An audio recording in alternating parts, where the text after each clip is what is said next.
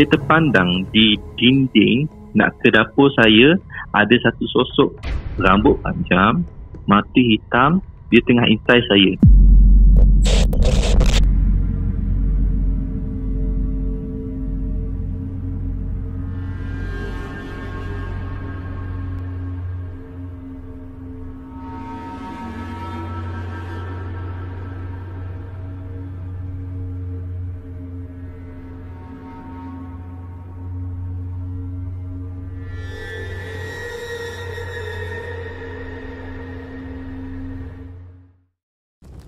Bismillahirrahmanirrahim. Innahu yarakum huwa wa qabiluhu min haythu la tarawnahum. Inna ja'alna asy-syayatina awliya'a lilladhina la yu'minun. Sesungguhnya syaitan dan kaumnya melihat kamu dengan keadaan yang kamu tidak dapat melihat mereka. Sesungguhnya kami telah menjadikan syaitan-syaitan itu teman rapat bagi orang-orang yang tidak beriman.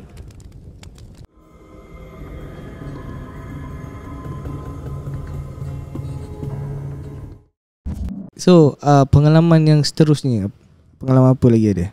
Okey, baik, kita pergi kepada pengalaman-pengalaman bila dah dewasa ni lah.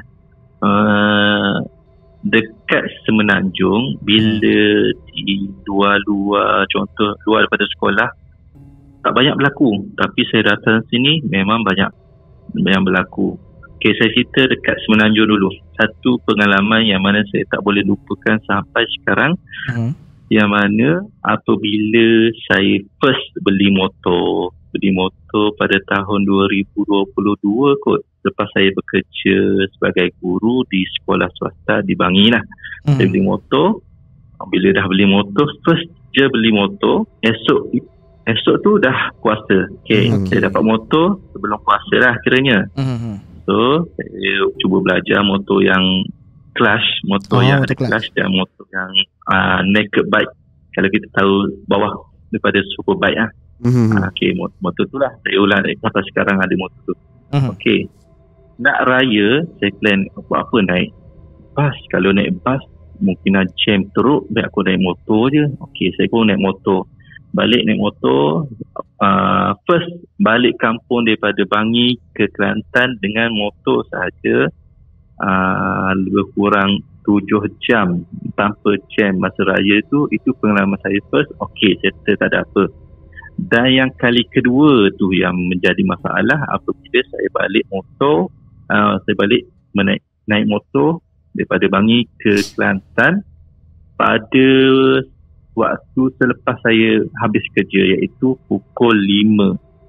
Kalau sekolah swasta ni dia tak sama macam kerajaan. Kalau swasta dia punya time macam office hour lah. Masuk pukul 8 sampai pukul 5. Saya fikir-fikir nak balik ni seronok. Sebab apa? Sebab masa tu saya ingat cuti sekolah, lebih kurang seminggu je cuti. Itu pun pack barang siap-siap. Habis sekolah saya terus balik. Saya balik naik motor sampai tu Gombak lebih kurang pukul 7 dan sampai di Lipis. Saya ingat saya sampai dalam pukul 9 lah. Lepas pada Lipis kita akan lalu satu highway, iaitu lepas pada Padat Tengku kan. Padat Tengku tak silap saya. Highway tu, highway yang dipanggil sebagai highway nak ke Gomusang, dipanggil apa dah saya ingat. Highway jalan tu lah, panjang highway tu lebih kurang 80 km ke 70 km panjang punya jalan highway, dan sunyi tanpa ada lampu jalan. Gitu. Maknanya saya sampai di highway tu pukul 10 malam. Daripada Lipis ke highway tu memakan masa dah 45 minit juga. Sampai je highway Mempaga namanya highway. Saya ingat lah. Highway tu. Naik je, masuk je highway. Saya naik jalan 5 km. Kebiasaannya bila dah motor baru kan, saya biasa naik motor tu bila di highway tu. Saya naik lebih kurang 100 40 lah kelajuannya. Tapi yang peliknya, malam tu lepas saya jalan 5 km, meter motor saya tak sampai 70 km. Saya cakap kenapa slow sangat motor saya malam ni. Biasanya saya naik 140, 130, itu standard saya naik. Tapi malam tu saya pelik kenapa 70. Dan yang paling memelikkan saya apabila kan highway dia ada satu jejantas di antara dua jalan kan. Jalan sini nak ke Kelantan, jalan sana nak ke Kuala Lumpur. So bila saya naik motor, kereta tak bagi high beam. Sebab apa? Sebab di atas tu boleh katakan tinggi juga. Tapi yang sepelik, lori dan bas sepanjang perjalanan saya ke situ memang high beam saya. High beam. Ish, pelik ni. Bukan sekejap-sekejap. Dia high beam tu sepanjang jalan daripada first saya naik 5 km first highway tu sehinggalah habis di hujung masuk area Kelantan. Ish, saya pelik ni. High beam saya. Saya pun cubalah tengok dekat side mirror. Rupa-rupa bila saya tengok dekat side mirror, ada lembaga hitam yang menumpang saya. Sebabkan nak naik motor seorang sangat kan. Sepanjang jalan boleh katakan 70 km lah benda tu menumpang saya. Saya ni memang kalau setiap kali naik motor, saya akan buka YouTube dan dengar ceramah Ustaz Zahar, Ustaz Wadi sambil naik motor nak hilangkan rasa bosan kan.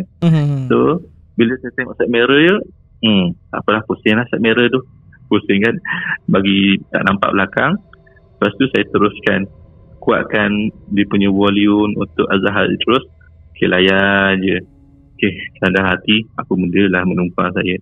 Habis layan je. Okay, masuk area Go Musang. Saya rasa masuk je area Go Musang, tiba-tiba motor saya dia buat onar. Kan jalan dekat Go Musang tu sekarang ni dia tengah renovate. Ada satu lubang besar dulu ada satu lubang besar. Motor saya termasuk dekat lubang tu, menyebabkan rim motor belakang saya bengkok lah. Tapi masih lagi boleh jalan. Bengkok punya benda dah lah dengan benda ni berat lagi. Lepas tu jatuh dalam tu lagi, pothole lagi. So saya teruskan perjalanan. Masuk di Gomusan, di pertengahan Gomusan, jalan memang gelap masa tu. Saya seorang je naik motor, kereta adalah lalu lalang. Lepas tu saya pun berhentilah di tengah-tengah Gomusan, di depan rumah Terpekalai. Okey. Depan rumah. Okey, saya turun, saya cek. Ya Allah, cek tayar motor saya dah kurang lah ni. Kat mana nak sampai Kuala Kerai ni? Jauh perjalanan ni. Okay, saya pun layan lah. Saya turun, okay, saya cakap tegur. Sini lah, dah tumpan aku nak balik ni. Kalau dalam bahasa Kelantan, bolah supaya aku nak balik ni. Okay, saya pun naik motor. Saya teruskan perjalanan. Saya sampai di kampung saya pada pukul 1 malam. So bila setiap kali saya balik ke kampung tu memang agak jauh dan jalannya gelap lah bila balik malam. Memang menyeramkan. Itulah pengalaman dia pernah ditumpangi oleh benda. Lepas pada saya drop off dia di pertengahan Gomusan, terus dia tak ikut. Laju pula motor saya lepas tu. Dah boleh 100 lebih pula. lah.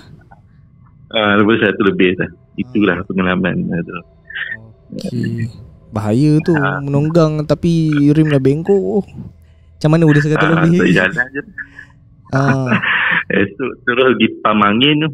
Tapi rim tu tak efek ke? Macam tak gilung ke bawa sebab dah bengkok?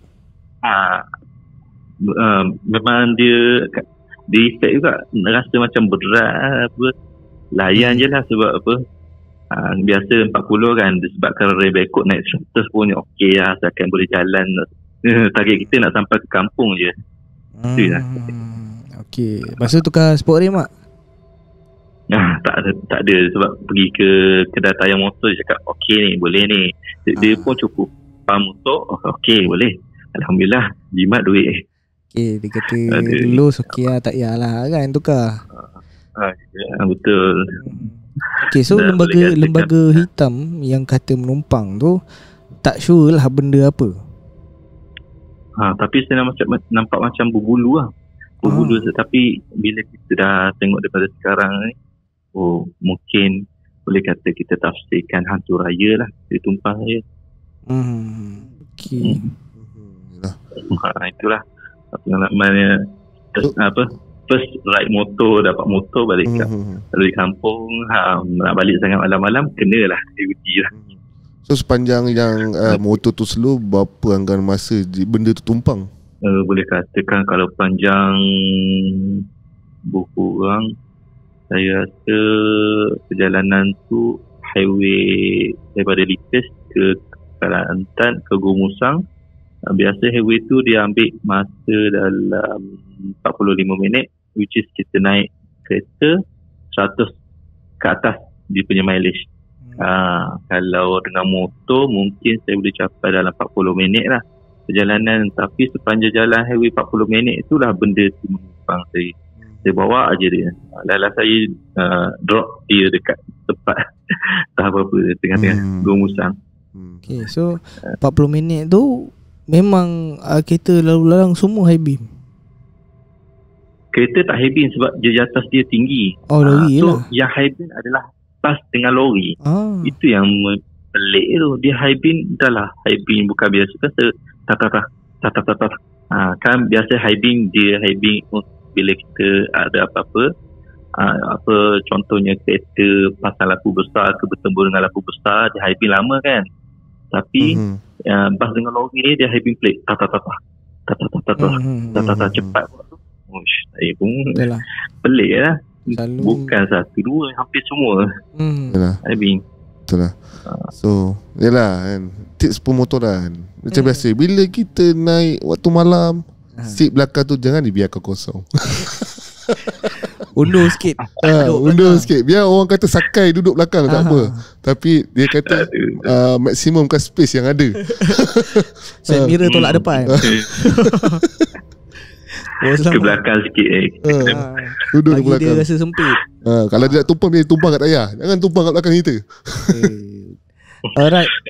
Itulah Allah. Itu gurau je kan. Kau jangan buat betul-betul lah kan.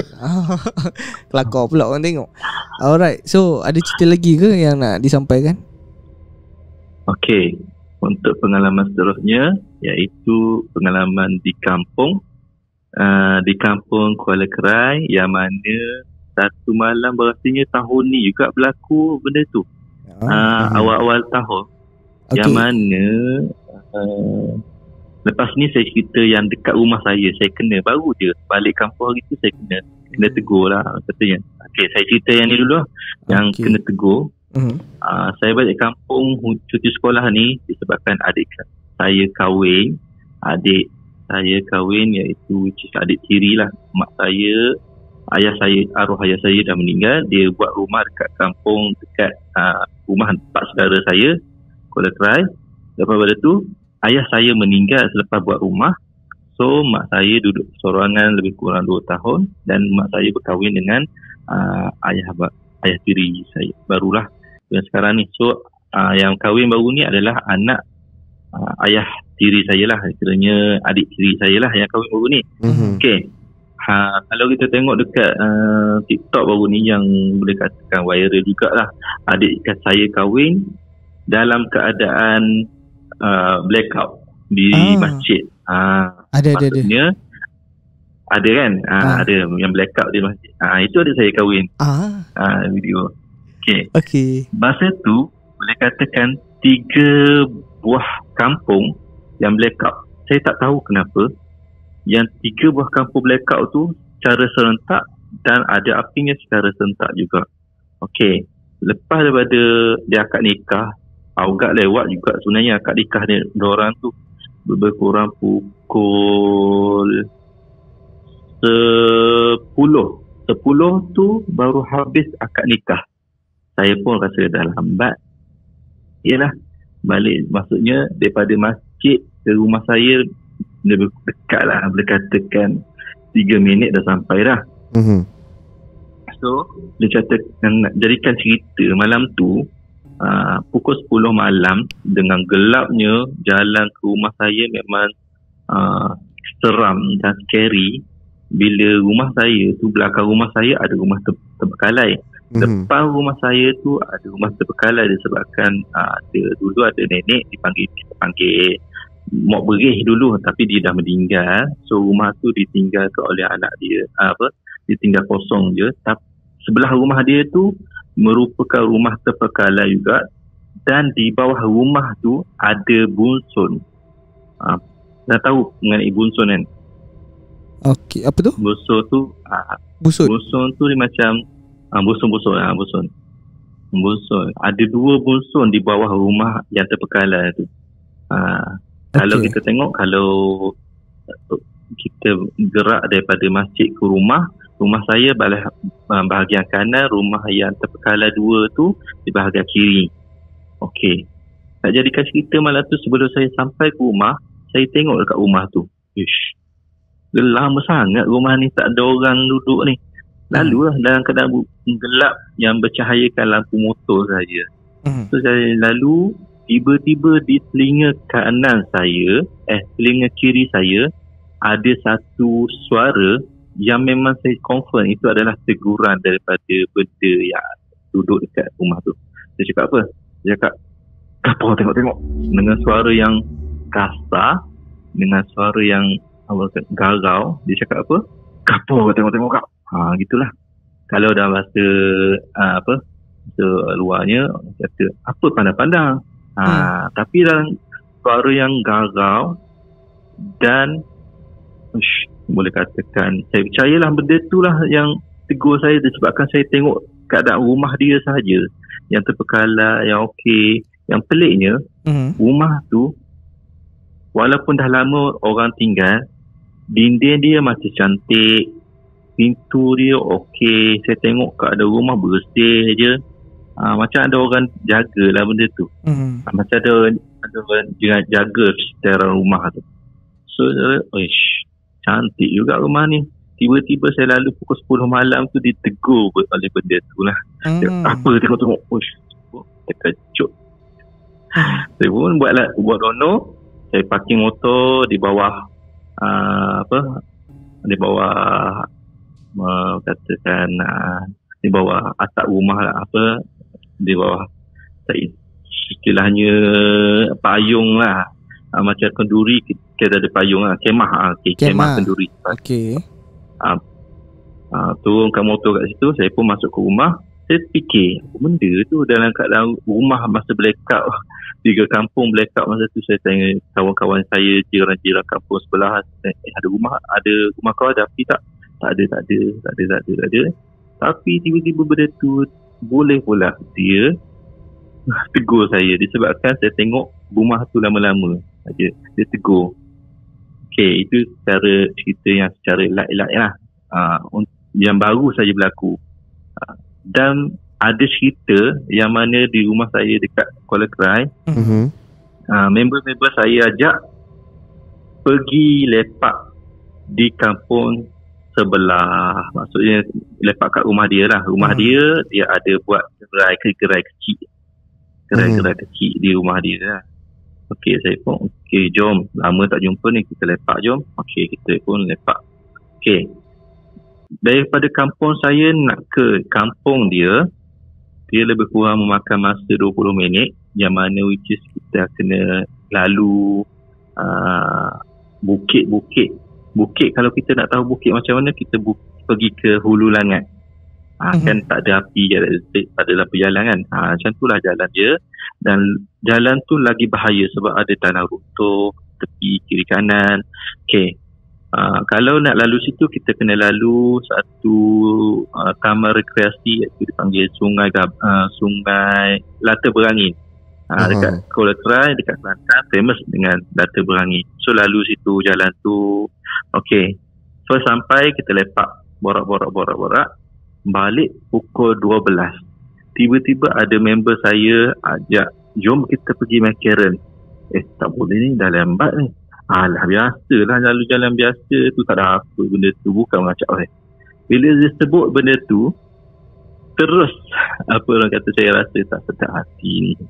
Saya balik confirm tak sedap hati. Memang tak sedap hati sungguh. Betul.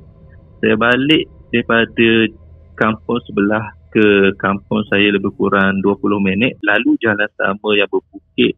Bila kita pergi berbukit, kita balik menurun bukit kan. Bila kami balik, saya balik seorang naik kereta dengan jalan yang bahaya.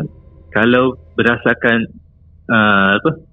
pengalaman-pengalaman orang-orang kata dan ustaz saya yang pernah mengajar masa saya sekolah dulu, dia cakap jalan tu selalu diguna untuk pergi ke surau bagi tazkirah maghrib lah. Dan diguna jalan tu, dia pernah ditumpang oleh satu sosok lembaga. Saya pun scary, saya ingat balik benda tu. Aduh, dipanggil jalan apa, Cucuh Puteri. Bukit tu dipanggil sebagai Bukit Cucuh Puteri. Bukit Port Rogo lah dipanggil. Kalau dalam bahasa Kelantan, Bukit Port Rogo. Saya balik tu, saya dengan rasa takutnya saya buka surah Yasin. Kadang-kadang bila memanglah hati Yasinnya keras, tapi ada time-time bila dia sebut pukul 12 lebih pula tu, ada juga saya takut. Betul, saya buka lah dekat kereta saya, buka surah jin, tak silap saya. Saya buka surah jin. Sepanjang perjalanan 20 minit tu, saya turun je, bergerak daripada rumah kawan ke rumah saya naik kereta. Saya pecut 80 km dengan jalan yang agak dahsyat, selekor-selekor tajam dengan tanah runtuh di bahagian tepi jalan tu. Tiba-tiba saya rasa ada macam ramai yang tumpang kereta saya dengan keadaan saya baca surah buka surah jin. Bayangkan bila kita naik kereta kan, orang pandang kita kiri kanan belakang depan, belakang, kiri kanan belakang, orang pandang kita. Macam itulah situasi dan keadaan saya masa tu. Masa saya naik kereta sepanjang 20 km straight je tanpa toleh kanan. Saya cakap, apa nak jadilah, asalkan aku nak sampai rumah je. 30-80 km saya tekan je. Itulah dia punya dahsyat kejadian malam tu. Sampai rumah dengan selamat, saya cakap syukur alhamdulillah tak jadi apa-apa. Sebab kan bila nak lalu situ kena pandai, kena mengelak tanah runtuh lah, apa benda semua tu lah. So bila sampai rumah dengan keadaan selamat dan benda tu tak mengikut dia, hilang macam tu je.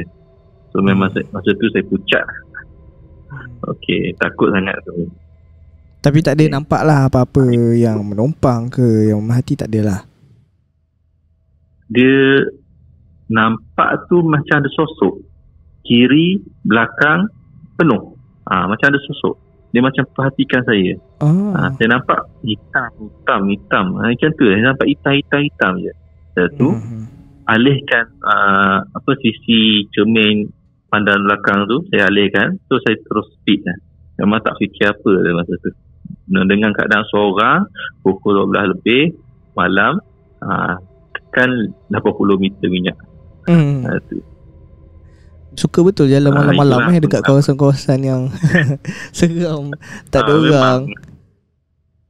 Memang kampung saya tu boleh katakan dahsyat kampung saya ni. Boleh katakan cerita-cerita kat kampung saya ni keras sebab jalan-jalan yang nak pergi ke hutan. Kampung saya memang terkenal dengan lata-lata air terjun. Memanglah. Tu memang keras lah tempat-tempat tu. Okey, baik. Tadi yang cerita waktu yang nampak busuk kan? Ya betul. So dengar suara tu dia kata gapo tengok-tengok gitu. Dia tengok apa, kalau istilahnya dia cakap apa tengok-tengok. Maksudnya apa pandang-pandang. Ya, sebab sebelum ni kita macam saya sendiri jarang dengar benda ni ada dialek. Betul. Gapo tengok-tengok. Nah, saya kita. Apa tu? Gitu lah cakap Kelantan. So kalau dia jumpa hantu lain, dia kecek Kelantan lah. Betul. Berat. Betul. Dan nasihat aku jangan jumpa hantu Melaka lah. Oh, hantu Melaka. Habis menanah tinggal kau. Sakit hati kau ni bergaduh. Okay, baik. So, yelah, sebab benda ni selalunya ada dalam bahasa Melayu biasa kan. Kita dengar selalu kalau Thailand cakap Thailand lah. Kalau benda ni cakap Jawa pernah dengar jugalah. Betul lah, dengan Jawa. First time kita dengar yang berdialek Kelantan. Kan? Tapi tak tahulah kalau benda tu ditranslatekan ke. Tapi ini first time saya dengar. Dan jarang juga kita dengar jin bagi amaran jangan tengok dia. Itu selalu tengoklah aku kan. Ni marah pula kita tengok dia kan. Mungkin dia rasa aib dia ternampak aku. Betul kan. Yalah, sebab selalu kita akan dengar bila kita tak nak tengok, time tu jalan tunjuk dah sampai ke depan kan. Ini gapo dia? Tengah mandi lanja ya. Itu marah tu. Okey, baik. Okey, ada cerita yang seterusnya lagi. Okey, cerita seterusnya adalah kita pergi selepas saya belajar untuk merawat seseorang lah, orang terdekat saya lah, yang mana dia ada kes saka. Okey, saya ingat saya kali pertama saya rawat baru belajar. Okey lah, cubalah, tapi berjaya, alhamdulillah. Kali dua kan saka ni susah nak merawat dia, dengan cara kita nak buang dia susah sebenarnya. Kalau kita nak buang saka ni, kita kena kumpulkan setiap ahli keluarga dan batalkan perjanjian dia. Itu je cara nak buang saka. Walaupun orang cakap cara nak buang saka dengan cara kita letakkan dalam botol, hakikatnya sebenarnya tak. Dia akan berendam, dia akan sakitkan orang sebenarnya. Makin sakit lah masa menderita orang yang ada saka tu. Sebabkan kita kan mula nak buang dia kan, dia tahu. Dengan cara yang terbaiknya adalah kita buat perjanjian baru, putuskan perjanjian. Itulah cara yang terbaik. Tapi saya first time belajar, saya hanya nak baikkan balik keadaan dia daripada dia rasuk lah sebenarnya. Okey, dia dah okey, kali pertama okey, selesai berjaya, kali kedua okey, selesai berjaya, dan kali ketiga tu memang masalah betul. Sebab benda tu saya terpengaruh sebenarnya dengan jin saka tu. Ada satu kisah yang mana saya tengah merawat-rawat tu, tiba-tiba dia memang marah gila dengan saya disebabkan dalam badan seseorang tu, bila terlampau lama dalam badan seseorang tu, dia akan buat rumah tau. Kadang-kadang rumah dekat bahagian farash, rumah bahagian kemaluan, iaitu dekat situ lah di tempat-tempat dia, perut. So pada hari kajian saya dah bakar semua tempat-tempat yang bersarang dekat badan dia. So dia memang marah gila. Sampai satu tahap tu dia transferkan dia punya, boleh kata disebabkan situlah pandangan hijab saya makin terbuka lah katakan. Walaupun siksen saya makin kuat lah daripada situlah. Dia buka mulut pesakit tu dan ibarat angin masuk ke dalam mulut saya. Dari situlah saya mula pelik ni, first time. Daripada tu saya terus pagar diri saya cuba rawat diri saya, alhamdulillah tak ada apa. Tapi pandangan mata saya dengan siksen saya tu makin terbuka. So semalam nak jadikan cerita, saya pergi kisah yang pertama lah benda ni berlaku. Kisah yang pertama baru ni lebih kurang bulan 6 7 ya. Saya layan podcast seram seperti Santai Chill, Datuk Al-Hafaz, Sembah Seram. Hari tu saya layan 3 podcast straight tanpa berhenti. Mula daripada pukul 5 sampai pukul 9 malam. Di bilik lah layan, bukan nak katakan malas, bosan cuti tak ada buat apa, saya pun layan lah, berhenti solat. Okay. Tiba-tiba pukul 9 tu saya cakap, dah lambat ni. Saya rasa look, berhenti dulu podcast. Saya pun stop podcast, stop layan podcast tu. Okay, saya stop, letak tutup tablet saya, keluar daripada bilik. Saya pun pergi ke tempat dapur. Kalau nak ke dapur air ni, saya kena lintas dapur, barulah bilik air. Okey. Dia dah sampai bilik air, buka je pintu bilik air saya. Bilik air saya di rumah saya ada 2 tau. Dia berhadapan-hadapan. Contohnya belah kanan bilik air yang tandas cangkung. Belah kiri bilik air tandas duduk. So saya buka je pintu bilik air tandas yang selalu saya guna, tandas cangkung. Buka, ambil wuduk, basuh tangan, komo. Di bahagian part saya nak basuh muka, saya teringat petang selepas saya ada stop kejap tengok podcast, saya bersihkan tandas, saya cuci tandas lah. Saya buka tingkap cermin kecil dalam tandas tu, lupa nak tutup. So bila part nak basuh muka, tiba-tiba badan saya sejuk, memang sejuk yang ibaratnya angin lalu yang sampai ke tengkuk kan. Kalau ada orang cakap kalau bulu roma naik, kadang-kadang benda tu tak ada pun. Kadang-kadang kita punya perasaan je kadang-kadang nak naik tu. Tapi perasaan bila bulu leher naik itu bukan saja-saja, itu adalah dahsyat tu. Tak boleh nak cerita tu. Tiba-tiba satu tusuk lembaga dia datang ke belakang saya masuk muka saya, ibarat dia tayang muka saya berdepan-depan dengan dia. Sosok apa tu? Sosok pocong.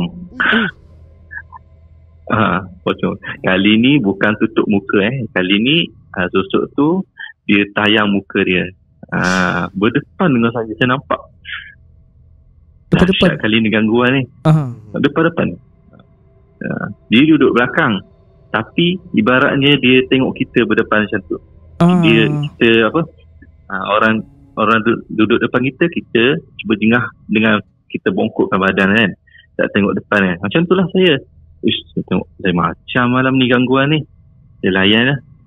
Nak habiskan wuduk kali yang ketiga bahagian muka, saya cakap tak jadi ni, makin kuat dia punya layan ni. Saya pun keluar daripada pintu tandas, saya pergi ke dapur, maksudnya dekat je lah dapur dengan tandas.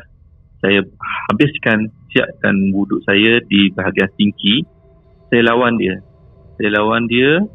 Yang peliknya, masa tu pintu saya keluar, pintu tandas terbuka, lampu terbuka.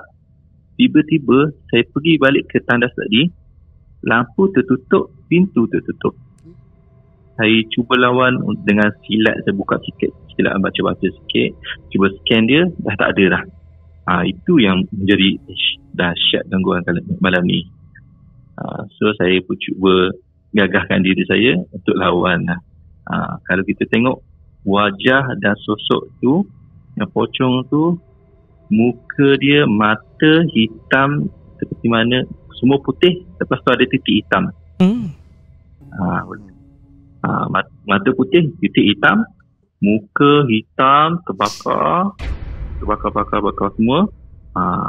Lepas tu dia betul-betul duduk belakang saya. Saya pun habiskan wuduk saya, cuba lawan tu lah. Itu yang paling scary lah bagi saya, sebab dia betul-betul belakang saya dan dia tunjuk muka dia dekat saya. Waktu tu yang baru berlaku. Waktu tu terkejut, macam mana cakap, ke Ustaz relax je ke, atau memang terkejut waktu tu? Memang saya kalau jumpa benda tu, saya memang tak terkejut. Saya buat relax je. Masa tu memang saya buat relax. Sebab nak lawan ibarat gitulah. Saya cakap dah hati, nak lawan okay, saya pun siapkan wuduk saya, saya pergi lawan dia. Last sekali dia lari. Okay, Alhamdulillah settle. Okay. So lepas tu Ustaz teruskan podcast. Teruskan podcast. Jangan kita minat. Kita minat selama ni memang kena, walaupun takut-takut layan je lah. Lepas pada tu terus saya rasa rumah saya ni memang dah mula dia dah mudah masuk ni rumah saya. Saya pun selalu jugalah.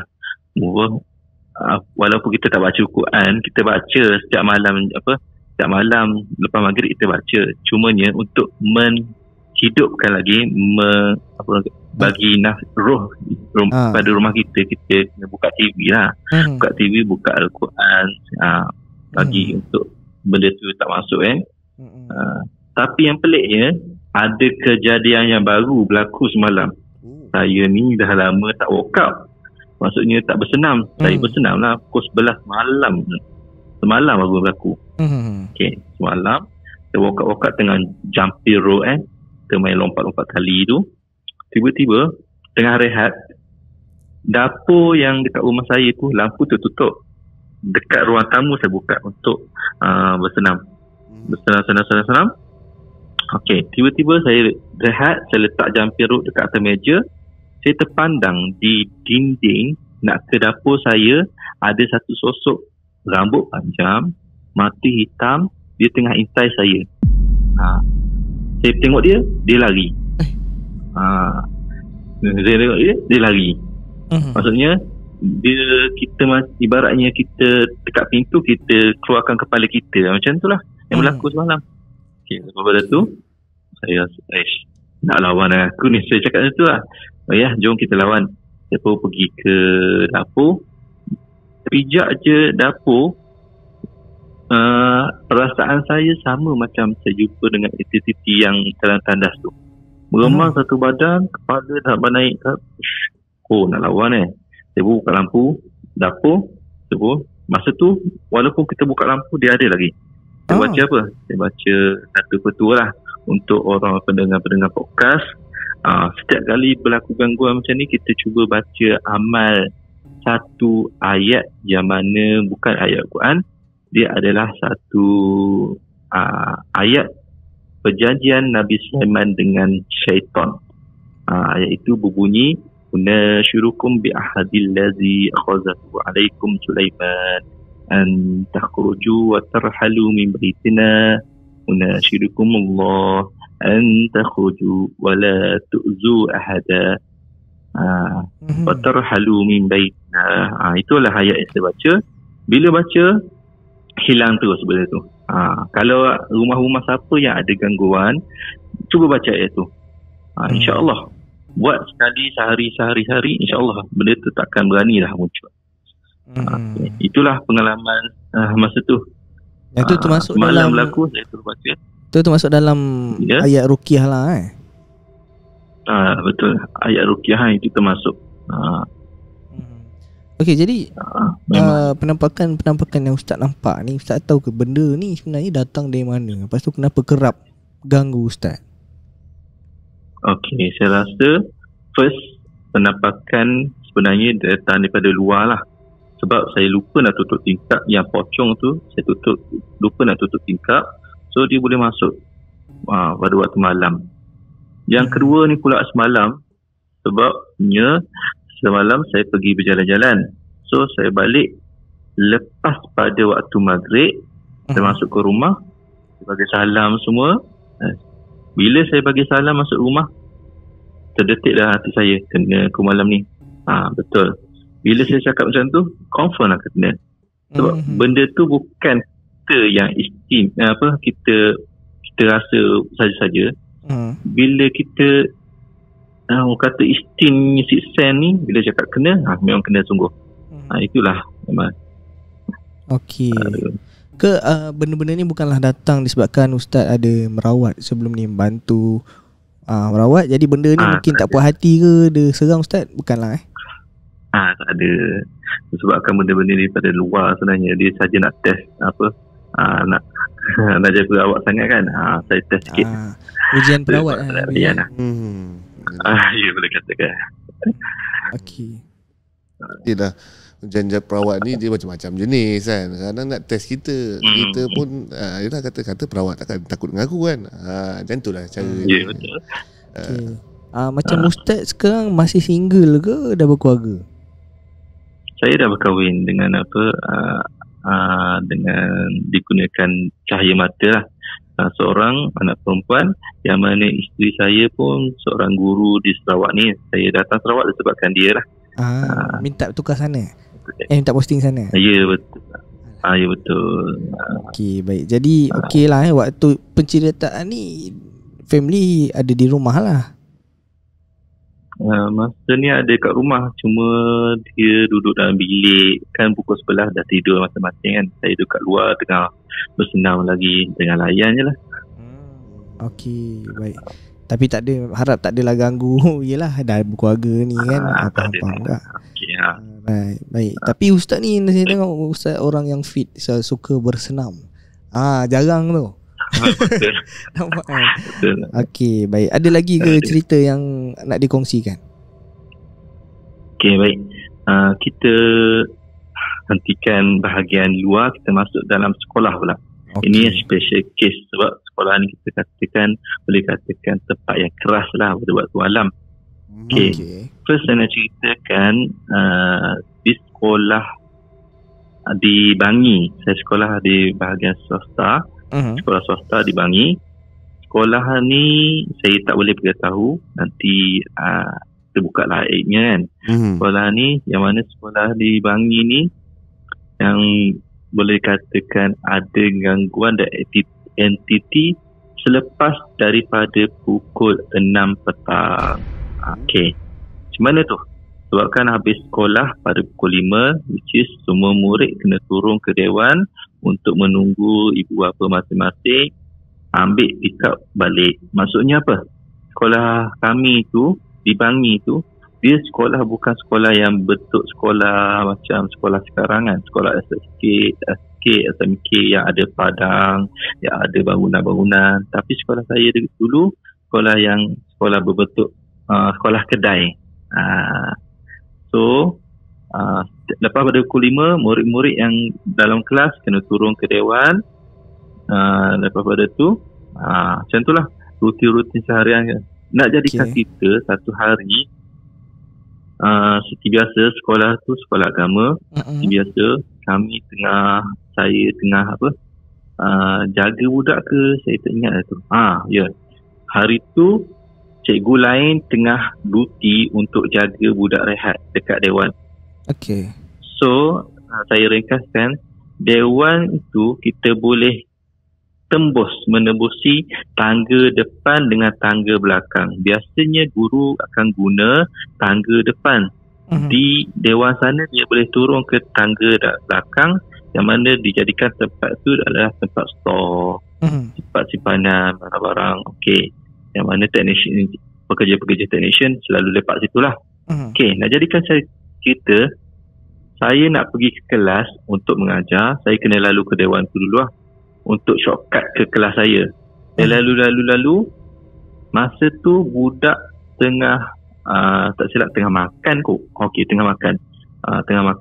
Tiba-tiba dia cakap kat saya panggil, Ustaz, apa benda? Ada mayat. Saya nampak mayat, Ustaz. Mayat apa benda pula ni? Mayat? Pelik. Tunjuk kat saya mana mayat. Dia pun, okey, saya nampak kat sini, Ustaz. Kat mana? Dekat pintu. Ibaratnya kita mengintai orang di celah dekat pintu.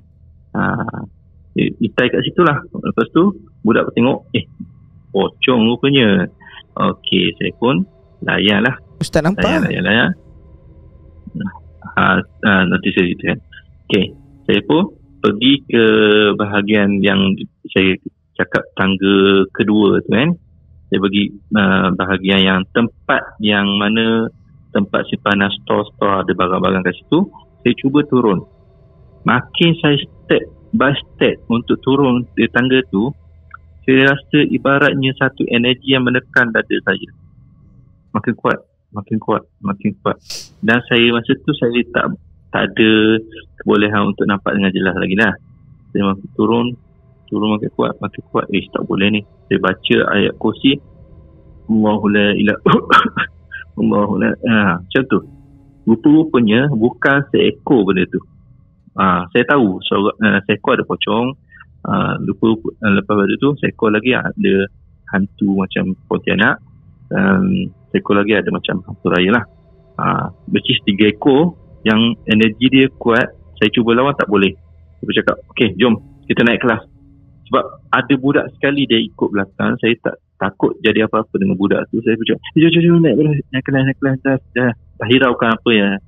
Okey, lepas pada tu, itulah first impression saya selepas saya mula diganggu di sekolah tu. Itu yang betul-betul di hadapan saya. Untuk cerita yang lain, ini bukan saya tapi budak dekat sekolah tu juga.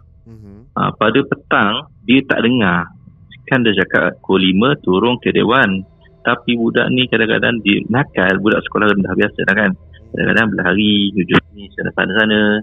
Okey, nak jadikan cerita, budak sekolah rendah satu cerita ni, dia pergi bermain dekat aras yang paling atas sekali. Ada satu kelas ni, kelas yang bila masuk dengan petang-petang, pada waktu petang tu kelas tu akan berbau busuk.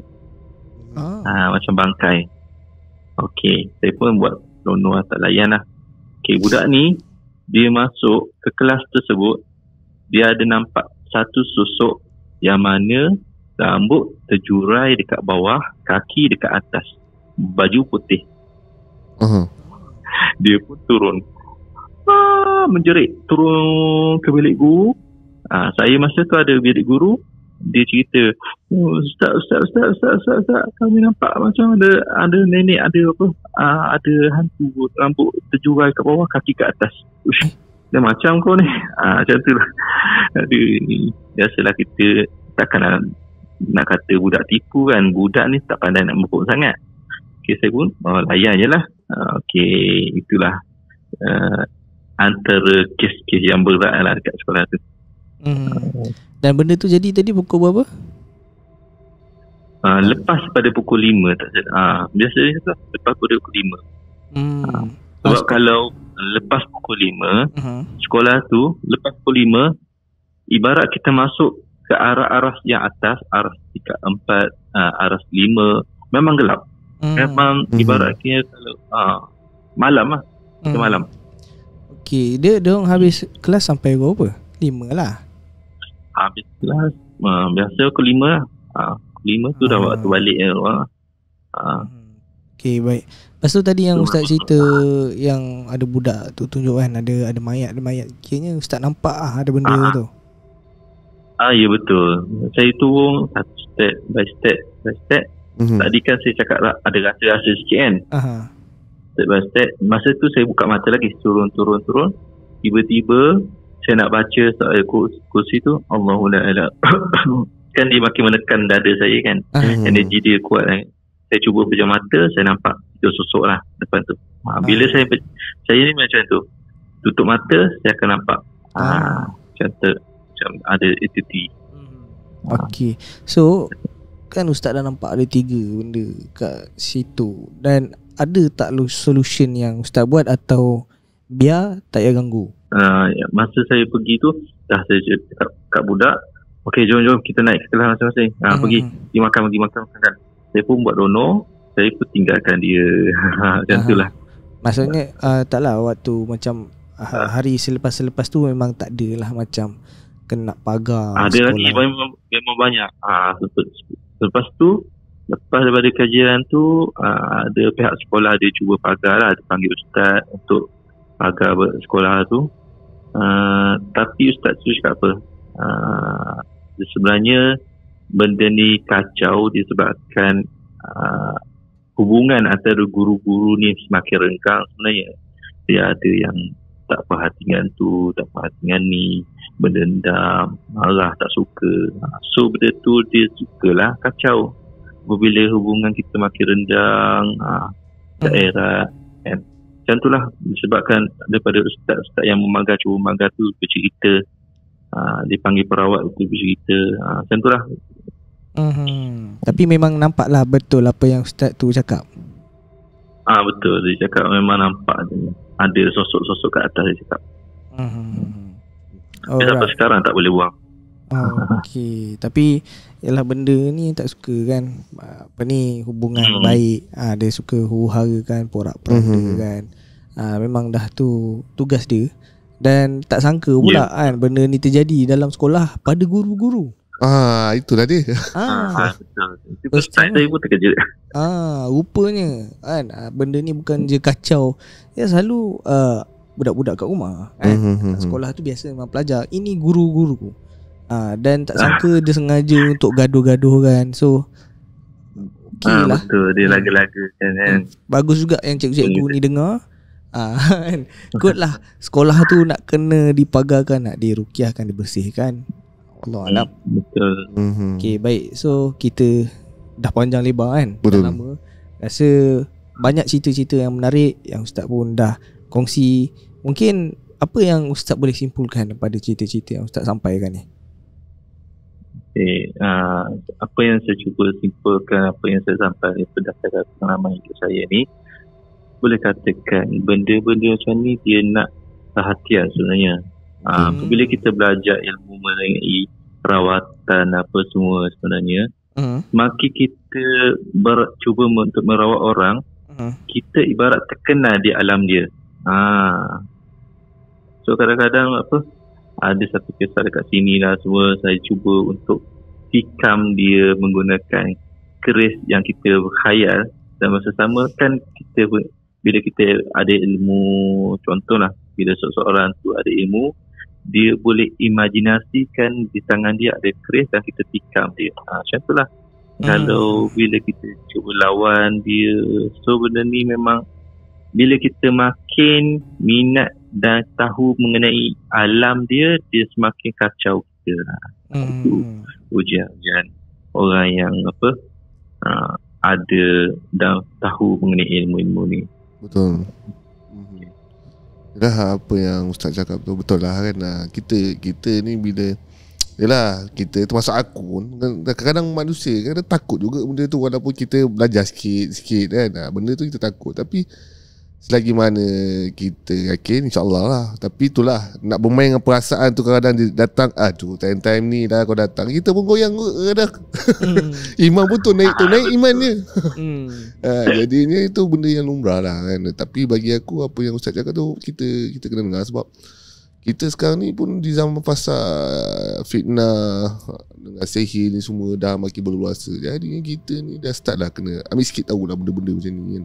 Supaya kita dapat protect diri kita kan. Bukannya kita nak jadi tok bomo.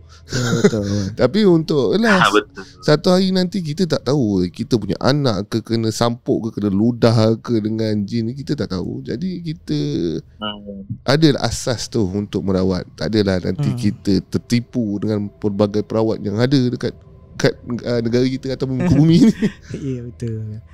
Alright, so kami nak ucapkan terima kasih pada Ustaz untuk pengkongsian hari ni. Banyak benda-benda menarik yang kita dapat belajar, dapat dengar, dan kita harap juga daripada cerita ni yang menonton dapat ambil pengajaran kan, dan tahu sebenarnya bukan mudah nak jadi perawat. Betul. Sebab apa nak hilangkan persepsi orang cakap Ustaz ni biasa je, tak boleh buat. Tu dah silap kan. Silap dia kat situ. Kenapa dia punya kebergantungan tu pada Ustaz tu. Betul. Sebenarnya itu proses merawat ni memang bukan mudah. Kau nak nak bekerja, kena belajar dulu. Nak belajar dulu banyak juga kan.